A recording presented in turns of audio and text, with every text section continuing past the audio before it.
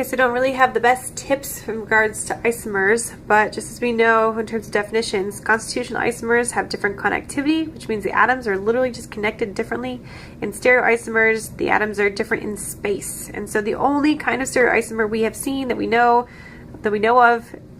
have seen are cis-trans isomers, okay? So for us to have a stereoisomer, you need to have an alkene. Again, you only know one kind of stereoisomers, and those are cis-trans isomers. Cis-trans isomers are only present when there's an alkene present, okay? Or only possible when there's an alkene present, okay? So if we don't even have an alkene, you're not going to have a stereoisomer, okay? So how about these guys? There's no alkene present, so they're definitely not stereoisomers. Do they have the same molecular formula? Yes, they have 4 carbons, and there's no other distinguishing characteristics that they both have to have. And that's how I can quickly tell you that they have the same molecular formula. If they have the same number of carbons, and if this guy had an alkene, then this guy would have to have an alkene. Otherwise, they would not have the same molecular formula. That's how I can quickly tell. Yes, you can count up the carbons and hydrogens, but again, if they have the same distinguishing characteristics, they're going to be the same molecular formula. Okay?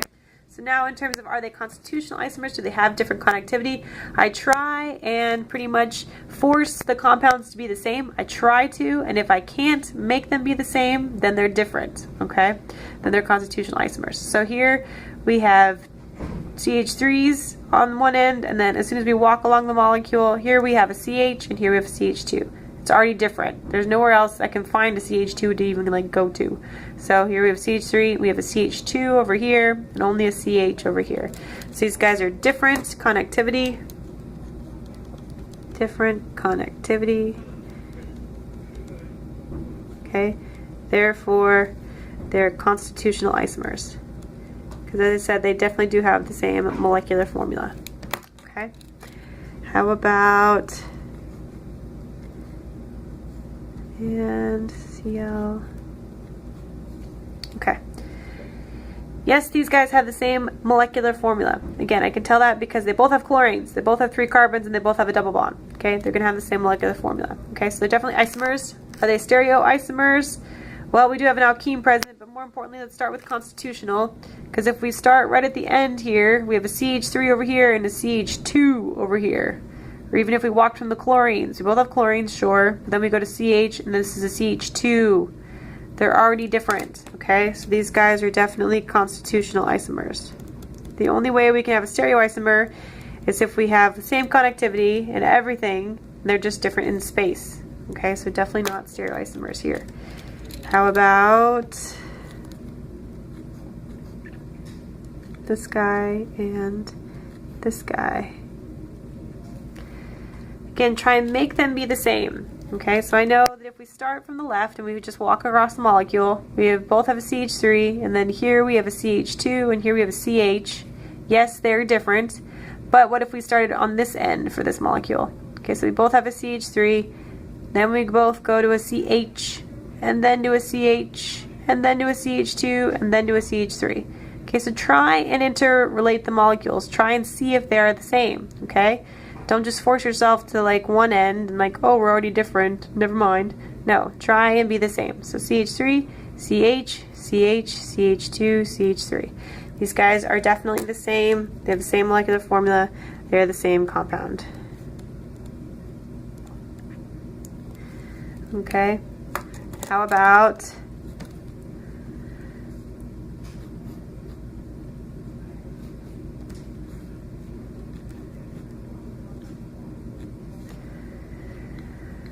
okay, so let's see. Do they have the same molecular formula? Yes, they both have the same number of carbons. They both have an alkene. Now, same connectivity. Here we go. CH3, CH, CH, CH2, CH3. Yes, same connectivity. So, again, don't worry about the orientation in space among single bonds. It's not what we care about. What we care about is a double bond. So then my tip, right, was to cut right along ways the double bond. Right along the double bond, okay?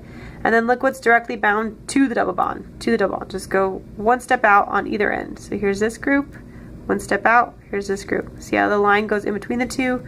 Whereas here, one step out, here we have a group, and one step out, here we have the same group, okay? See how they're on the same side?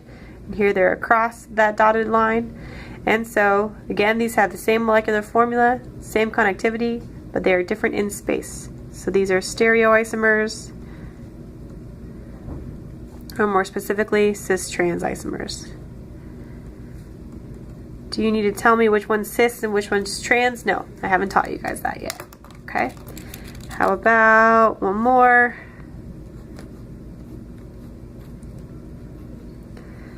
This guy and this guy. Okay, definitely the same molecular formula. Okay, same number of carbons, both have an alkene, same connectivity. Absolutely, you just walk around the molecule, you'll say that the same connectivity. But interestingly, again, if we use our same argument, they do have an alkene, so stereoisomer is possible. Do the same argument, what's bound directly to the alkene? Here's one group, there's the other. Here's one group, and here's the other. See here again, they're going across the double bond, and here they're on the same side. So again, these guys are stereoisomers.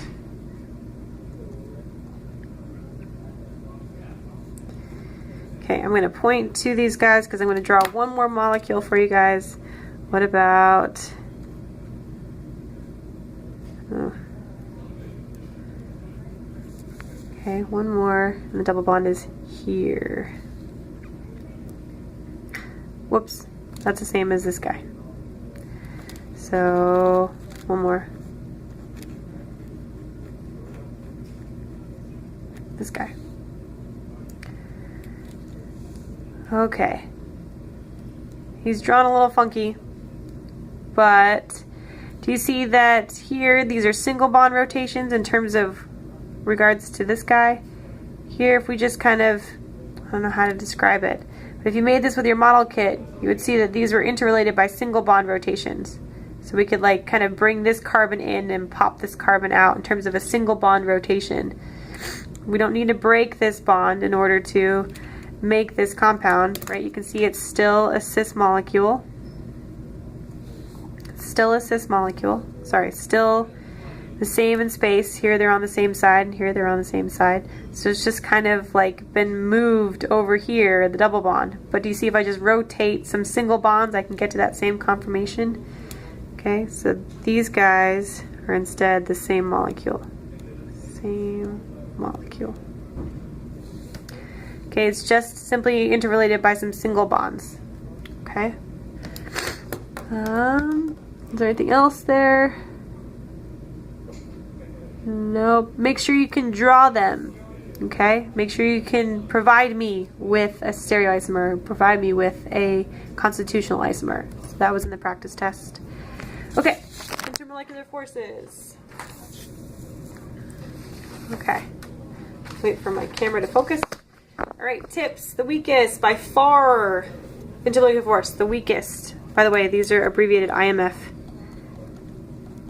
The weakest by far intermolecular force is London dispersion forces, or induced dipole-dipole, or van der Waals forces, okay? These are only between nonpolar molecules. How are they stronger? More surface area, okay? Again, it's only among nonpolar molecules. Sorry, it's the main force present among nonpolar molecules. Okay, the middle in terms of the strength of intermolecular forces is the dipole-dipole, and those are among polar molecules, so you have to have a polar molecule, which yes means you have to have an electronegative atom, but just by simply saying more electronegative doesn't tell me anything.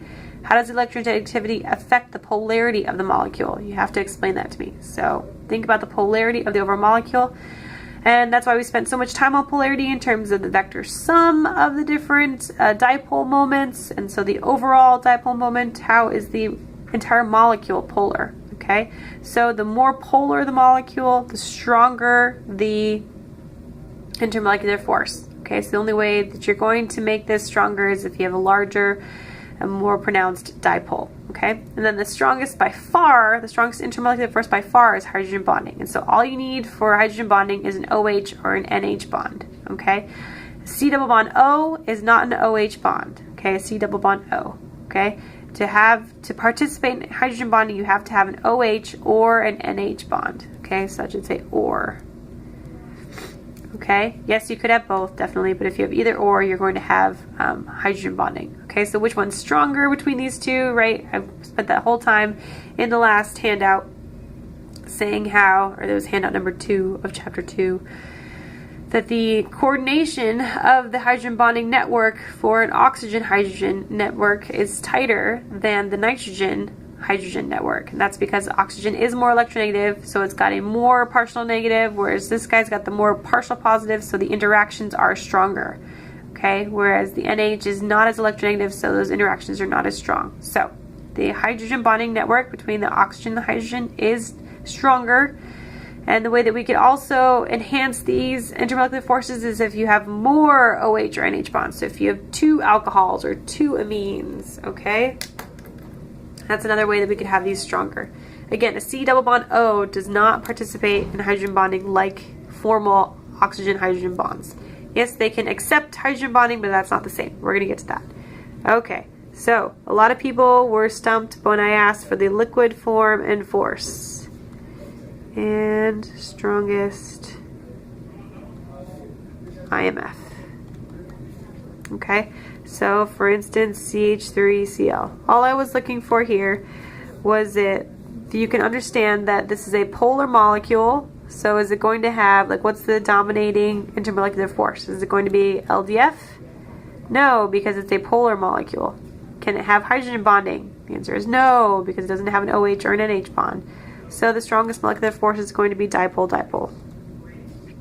So I just wanted you to draw that then, okay, in terms of how it would look. So how about this? If we had CH3Cl, we put it like in a little oblong type shape, and we have our little dipole going. Then we have a partial negative over here and a partial positive over here, right next to the same thing over here. So then it would be CH3Cl, again with our dipole, and again with our partial positive next to our partial negative.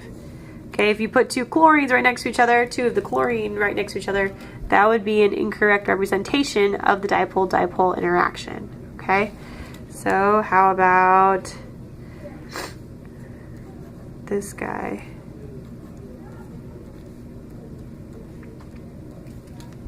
Okay, sorry, that should be 1 bond right there. Okay, is this guy have any oxygen-hydrogen bonds or nitrogen-hydrogen bonds? No. Can it do hydrogen bonding? No. Is it polar?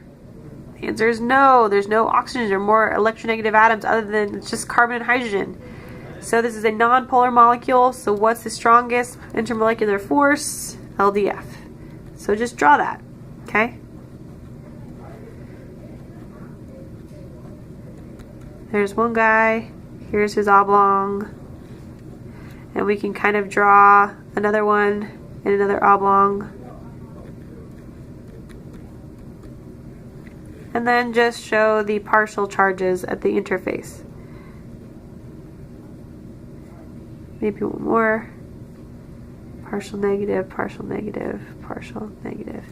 And then maybe we could definitely say it's fleeting or induced or something. It's brief.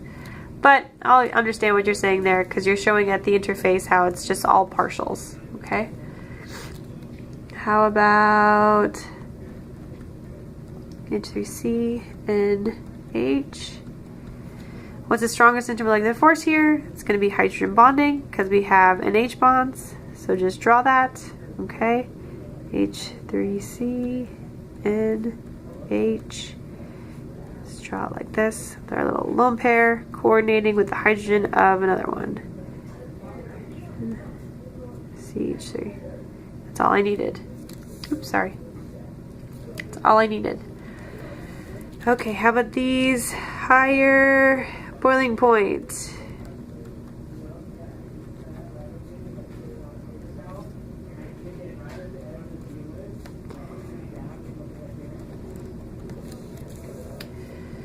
Okay, again, what's the strongest intermolecular force? Hydrogen bonding. And which one of these guys is the only guys that can can hydrogen bond? It's gonna be this guy. Highest BP. I didn't tell you how to rank, so I'm gonna rank from highest to lowest.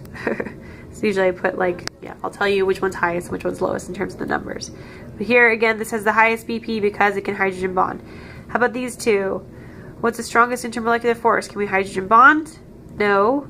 We can with water, but that's not what we're talking about. We're talking about boiling point, not solubility. Okay, so what are the possible forces? You see that here we kind of have dipoles kind of canceling out, at least kind of. Okay, even if we kind of drew it maybe like this.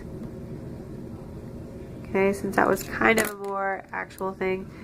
But even still, we could do the same thing here, and I would think that we have a more pronounced dipole though across the molecule. Okay, so I would say we have a larger dipole here, therefore more polar. Okay, so I would say stronger dipole because more polar,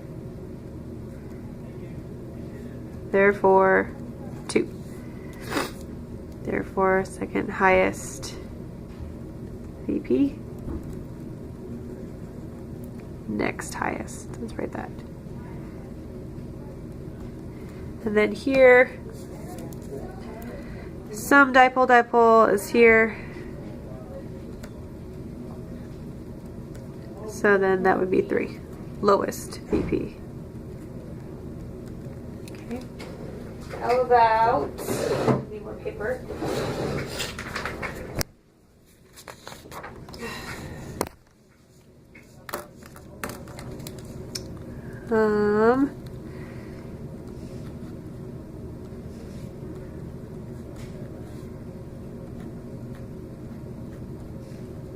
Interesting. Okay, think about the polarity. Okay, can we hydrogen bond? No. Are we polar? Slightly, because we have that bromine. So here that bromine is being pulled across this molecule. Okay, whereas here it's kind of being pulled among the whole thing. Okay? So, which one's more polar? I would say that this guy is more polar. Okay? More polar, therefore stronger dipole. Therefore highest BP. And then here you just say not as strong as dipole, therefore lower BP. Because not as polar, because it is not as polar. Okay? Remember the net dipole is what we care about. The net dipole. The net dipole. Okay, so how about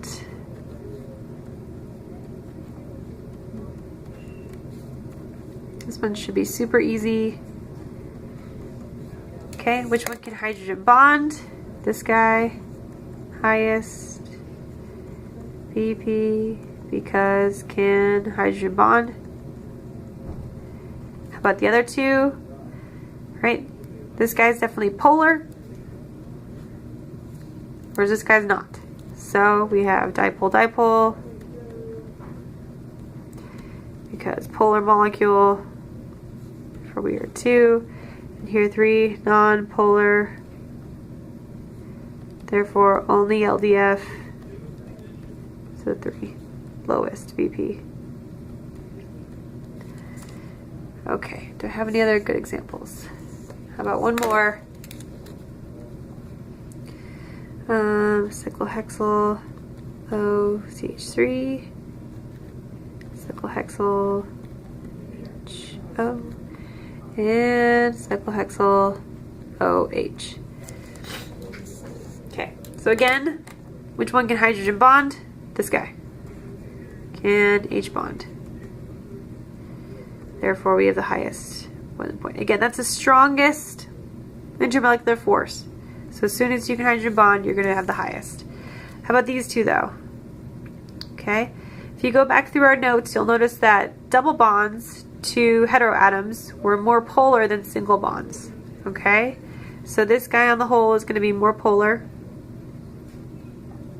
Because again, double bonds to heteroatoms were more polar than single bonds. Okay, so again, we're going to say more polar, Therefore, greater dipole-dipole. Okay, whereas here we were less polar. Therefore, smaller dipole-dipole. So 3, we're going to say lowest BP.